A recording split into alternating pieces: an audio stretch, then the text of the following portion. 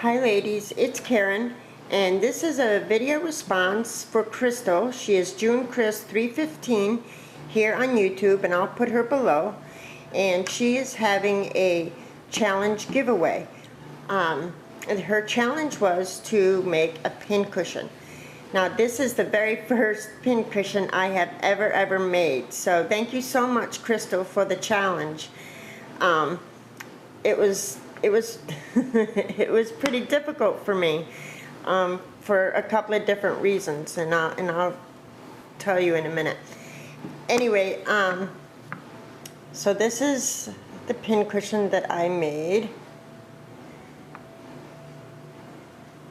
I guess it came out okay for my first one, but now that I know what I'm doing a little bit more,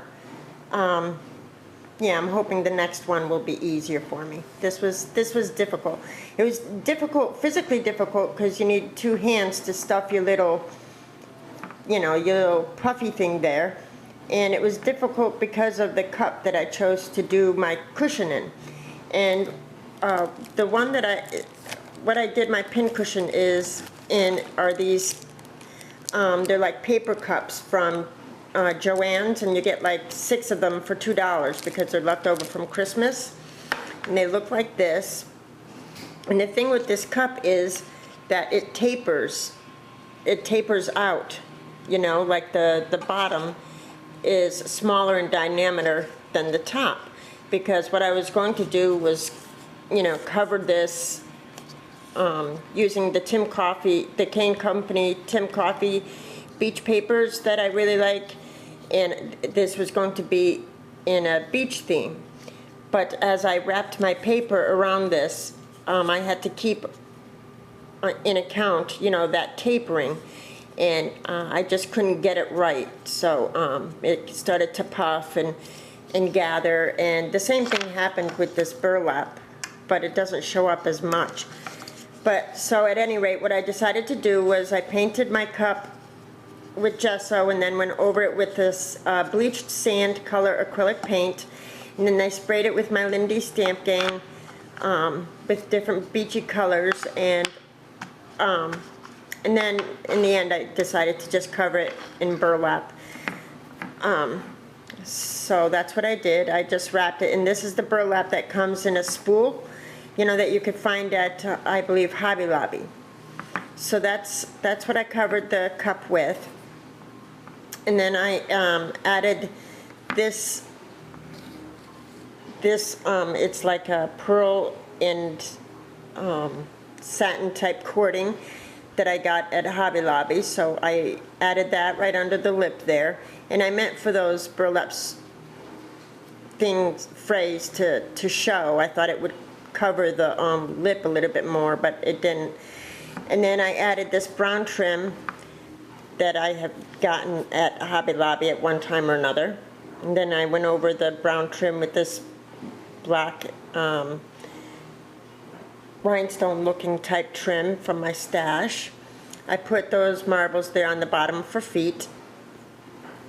And then I put in my marbles, I adhered them to the bottom of the cup, and then I filled my little material. And what I did was, originally I was trying to make this out of batting, because at some point someone had told me, yeah, you use batting to fill this, to make this puffy part. So stupid me, I had the long sheets of batting, it's like a thicker felt. So that's what I was trying to make the puff out of. And finally I realized, duh, you're supposed to use polyfill. So I ran to Joann and picked up some polyfill. But then I wrapped that polyfill in the batting that I originally had, and then wrapped it in this material. And because I did that, it made it so that the stick pins, stay in real nice, and they go in real nice. So I'm glad I thought to do that. And then to cover this lip, which didn't work, I used this really pretty, I believe it's Maya Road trim that I'd gotten from Cassie a little while back. I really love the color of that trim, but I adhered it in the wrong place. See, I should have adhered it, you know, on the lip.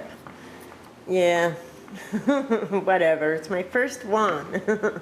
So, you know, then I made a pretty bow out of this crochet trim from Hobby Lobby, and I adhered this, I believe it's an I Am Roses brown gardenia, and then these flowers up here are adhered to this. And what I did was I took my Tim Holtz gear Sizzix die, and I, you know, cut out a gear and then cut it in half, and then I adhered it, you know, I kind of rounded it and adhered it right behind that lip, see? If you could see that. If you could see that there. And I did that because originally I was going to make it into a crown, you know, it was going to look like that, and I was going to decorate it as a crown. But I decided just to add flowers instead. And these two flowers are from Saw at Saw Crafters, really pretty. This is one from I Am Roses, and then I just added the cameo up there. And I guess I could have added little bling on the little spikes there, but I didn't. Yeah, so that's how I made my pin cushion. I really appreciate the challenge, Crystal,